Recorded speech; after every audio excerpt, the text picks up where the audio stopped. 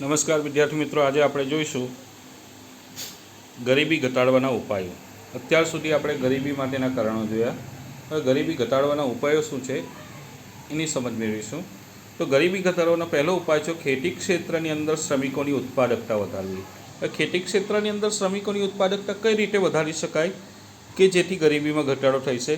તો આના માટે આપણે ખેડૂતોને ખાસ કરીને જાહેર કાર્યક્રમો દ્વારા સુધારેલી ટેકનોલોજી, પૂરતા પ્રમાણમાં અને સસ્તા દરે કૃષિ નિપજકો, સુધારેલી માળખાકીય સેવાઓ અને ઉત્પાદન માટે પૂરતા ભાવ અને યોગ્ય બજાર તેમજ કૃષિ સંશોધનની માહિતી પહોંચાડવાના પ્રયાસો કરશું તો ખેતી ક્ષેત્રની અંદર આપણે કૃષિ ઉત્પાદકતા વધારી શકશું.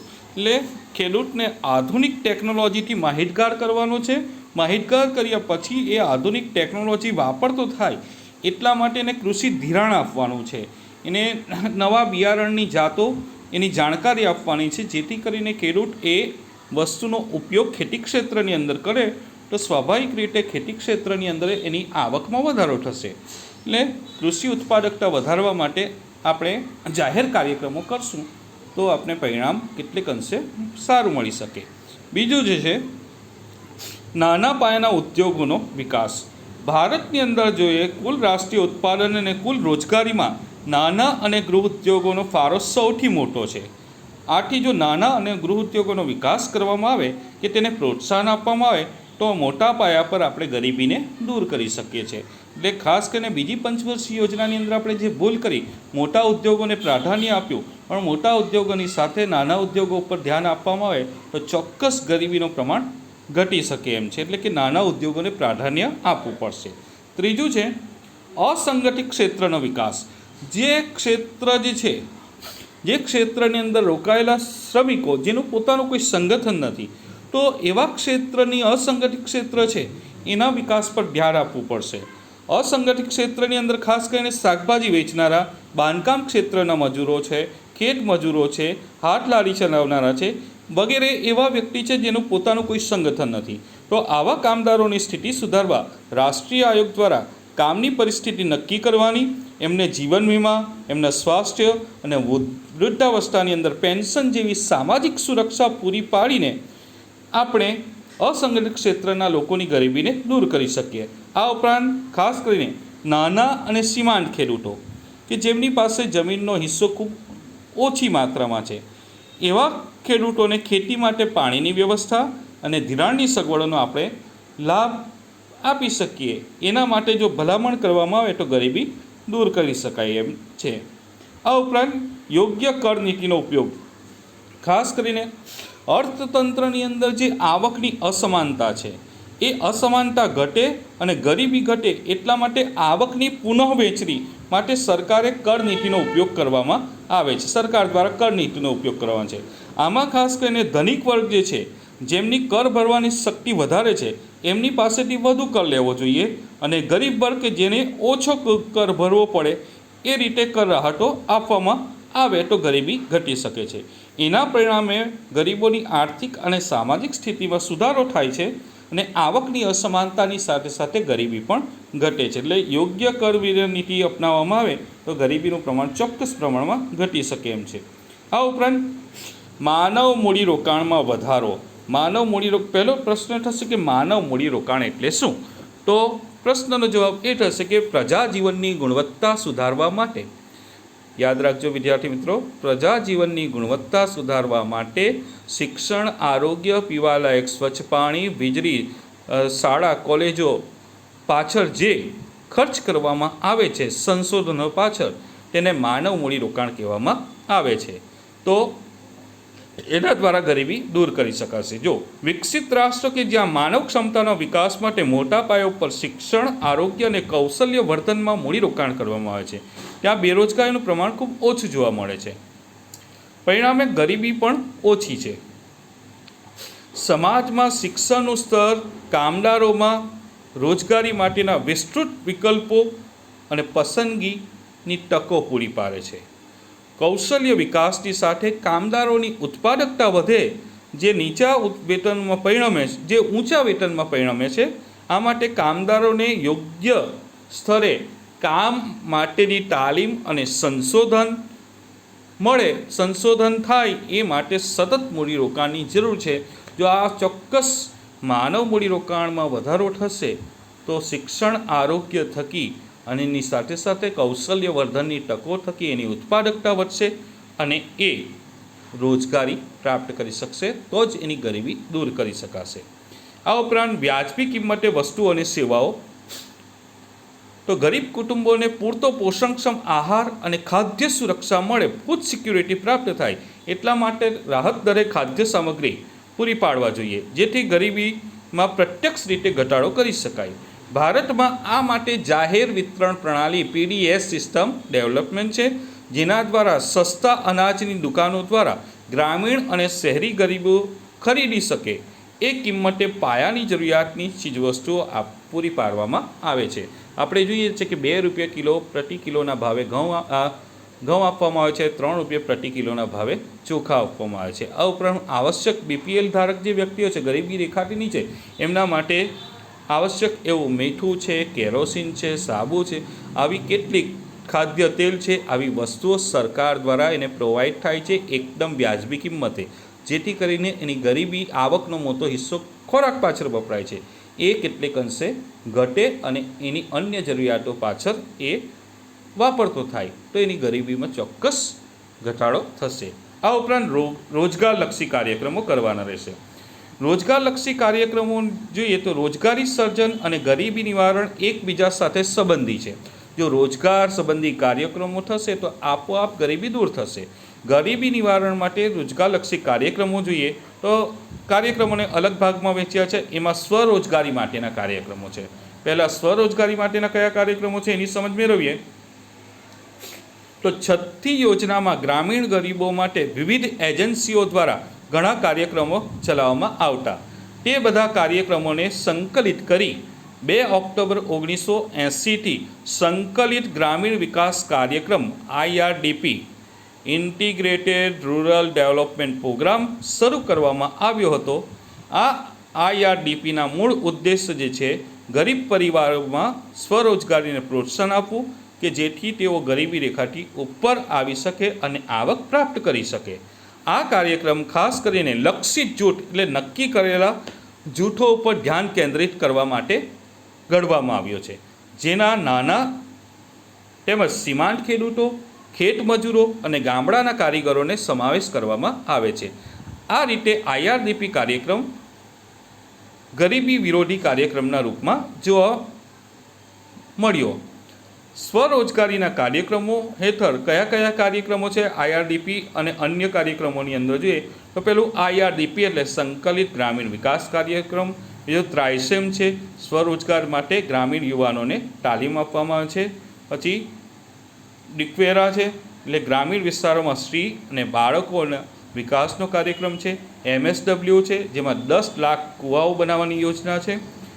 સિત્રા છે ગ્રામીણ કારીગરો માટે સુધારેલી ટૂલ કિટ પૂરી પાડવી અને છઠ્ઠું છે ગંગા કલ્યાણ યોજના.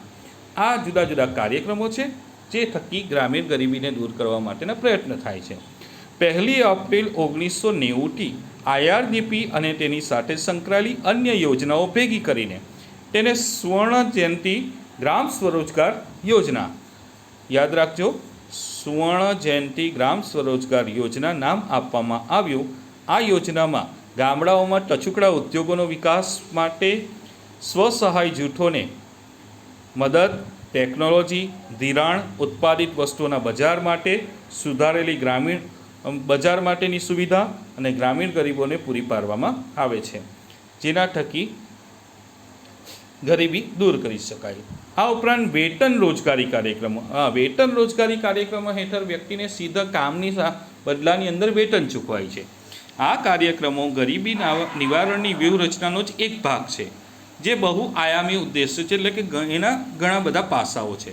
વેતન રોજગારી માટેના કાર્યક્રમોનું લક્ષ્યાંક એવા ગરીબ કુટુંબો હતા કે જેમની પાસે ભૌતિક શ્રમ સિવાય આવકનું કોઈ સાધન નથી, એટલે કે શારીરિક શ્રમ કરી શકે છે, એમના સિવાય બીજા કોઈ આવકનું સાધન નથી. તો આવા કાર્યક્રમો ફક્ત ખેતી સિવાયના મોસમમાં સ્વરોજગારી પૂરી નથી પાડતી, પરંતુ પૂર, દુષ્કાળ, અછત અને અન્ય કુદરતી આફતો દરમિયાન રોજગારી પૂરી પાડે છે. આ કાર્યક્રમો હેઠળ ગામડામાં માળખાકીય સુવિધાનો વિકાસ કરવામાં આવે છે તેમજ શ્રમિકોને યોગ્ય વેતન પ્રાપ્ત થાય તેવા પ્રયાસો થાય છે.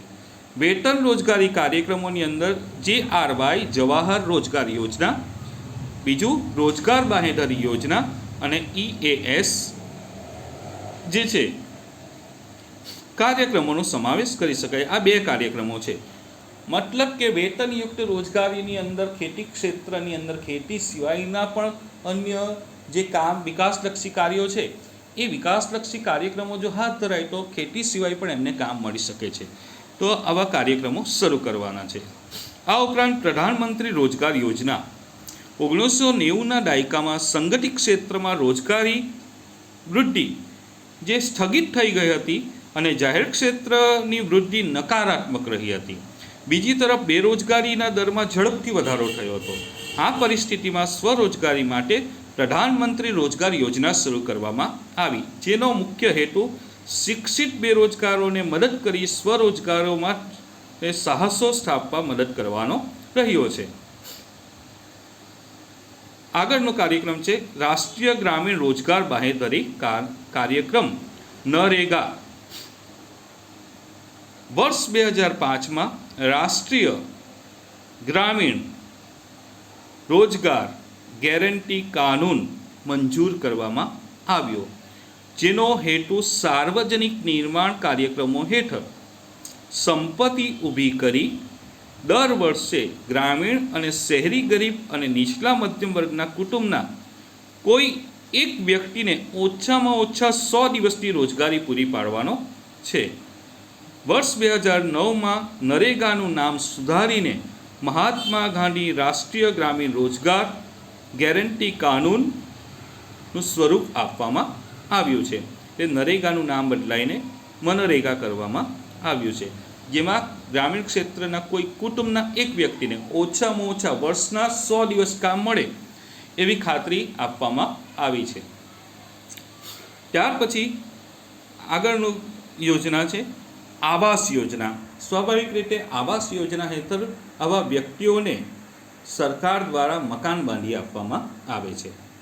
ભારતમાં ગામડાઓમાં આજે પણ મોટા પ્રમાણમાં ગરીબી રેખા નીચે જીવતા કુટુંબો અર્ધસ્થાયી કે કામચલાઉ મકાનની અંદર રહે છે.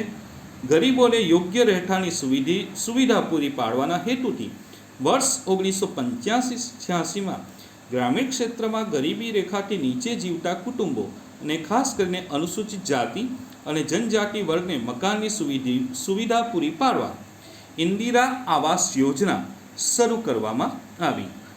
આ ઉપરાંત વર્ષ 2013-14માં રાજીવ આવાસ યોજના અમલમાં મુકાઈ. શહેરી ક્ષેત્રોમાં પણ ગરીબો ગંદી ઝૂંપડપટ્ટીમાં રહે છે. શહેરી વિસ્તારમાં ઝડપથી વધતી આવાસની સમસ્યાને ધ્યાનમાં રાખી 25 જૂન 2015થી શહેરી ગરીબો માટે પ્રધાનમંત્રી આવાસ યોજના શરૂ કરવામાં આવી. આ આવાસ યોજનાઓ ગરીબ કુટુંબોને રહેઠાણની સુવિધાઓ પૂરી પાડે છે, પરંતુ સાથે સાથે તે રોજગાર સર્જનનું પણ એક મહત્વનો સ્ત્રોત છે. વ્યક્તિને મકાન, ગરીબ વ્યક્તિઓને મકાન તો મળે જ છે, એની સાથે સાથે સંકળાયેલા બાંધકામ ક્ષેત્રના જે મજૂરો છે એને આવા બાંધકામ ક્ષેત્રની હેઠળ કામ મળી રહે છે. એટલે બે કામો થશે, ગરીબોને મકાન મળશે અને ગરીબોની સાથે સંકળાયેલા જે મજૂરો છે એ મજૂરોને કરિયાકામ ક્ષેત્ર સાથે સંકળાયેલા મજૂર છે એમને કામ મળતું થશે. આ ઉપરાંત સામાજિક સલામતીની યોજનાની વાત કરીએ તો ભારતમાં ગરીબીને ઘટાડવાની વ્યૂહરચનાના ભાગરૂપે કેટલીક સામાજિક સલામતીની યોજના શરૂ કરવામાં આવી છે. ખાસ કરીને અસંગઠિત ક્ષેત્રના કામદારો માટે 9 મે 2015થી અટલ પેન્શન યોજના શરૂ કરવામાં આવી છે. આ સાથે પ્રધાનમંત્રી સુરક્ષા યોજના હેઠળ 18થી 70 વર્ષની ઉંમરના વ્યક્તિને રૂપિયા માત્ર 12ના નજીવા પ્રીમિયમે 2 લાખ સુધીનો વીમો, અકસ્માત વીમો તેમજ વાર્ષિક 330 રૂપિયાના પ્રીમિયમે રૂપિયા 2 લાખનો જીવન વીમો આપતી જીવન જ્યોતિ વીમા યોજના શરૂ કરવામાં આવી છે. ખેતી ક્ષેત્રે ખેડૂતોને પાક નિષ્ફળતાના જોખમથી રક્ષણ આપવા માટે આપણે જાણીએ છીએ પ્રધાનમંત્રી ફસલ વીમા યોજના શરૂ કરવામાં આવી છે। આ પ્રધાનમંત્રી ફસલ વીમા યોજના હેઠળ કોઈ પણ ખેડૂતને કૃષિ પાકને નુકસાન પહોંચે, એ પૂરના કારણે નુકસાન પહોંચે કે પછી તીડોના આક્રમણના કારણે નુકસાન પહોંચે કે તળાવ ફાટવાની ઘટના કે અતિવૃષ્ટિ કે અનાવૃષ્ટિ જેવા સંજોગોની અંદર નુકસાન પહોંચે તો આ યોજના હેઠળ એમને વળતર ચૂકવવામાં આવે છે। આ ઉપરાંત જનધન યોજના, આ જનધન યોજના જે છે એનો પ્રમુખ હેતુ નાણાકીય સમાવેશીકરણ દ્વારા ગરીબીના મૂળમાં ઘા કરવા માટેની એક મહત્વાકાંક્ષી યોજના એટલે પ્રધાનમંત્રી જનધન યોજના। આ યોજનાની શરૂઆત થઈ 28 ઓગસ્ટ 2014થી, જેના પહેલા જ દિવસે 1.5 કરોડ 1.5 કરોડ ખાતા ખોલવામાં આવ્યા અને 8 જાન્યુઆરી સુધીમાં તેની સંખ્યા 12.58 કરોડ થઈ ગઈ અને તેમાં 10,590 કરોડની થાપણો મૂકવામાં આવી છે। આ યોજનાનું મહત્ત્વનું લક્ષણ છે કે આ જનધન યોજનાનું મહત્ત્વ શું છે તો એ જોઈએ તો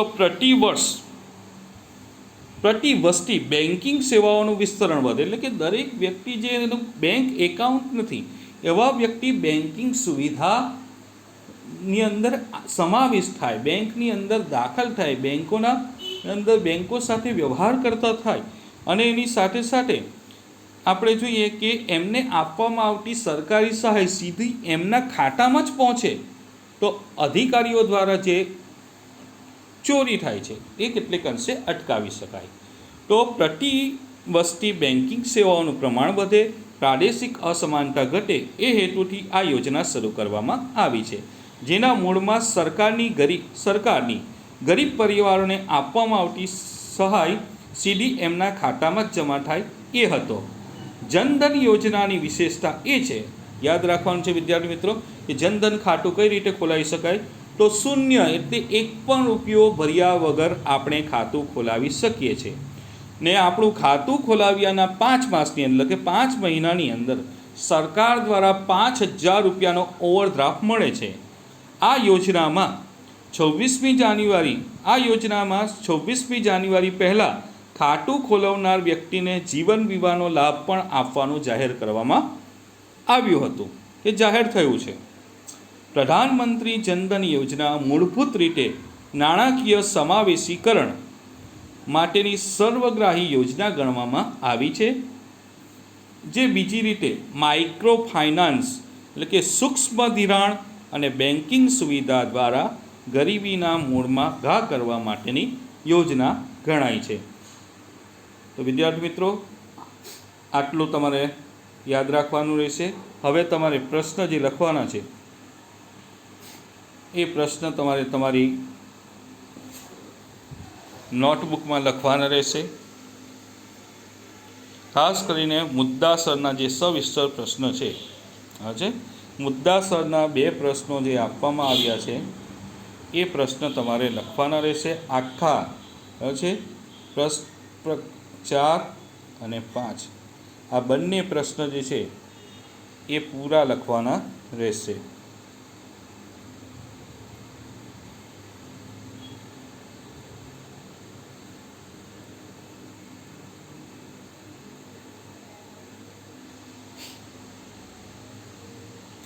ત્યાં સુધી મને રજા આપો અને તમારો કોઈ પણ પ્રશ્ન હોય તો મને સીધો કોલ કરી શકો છો।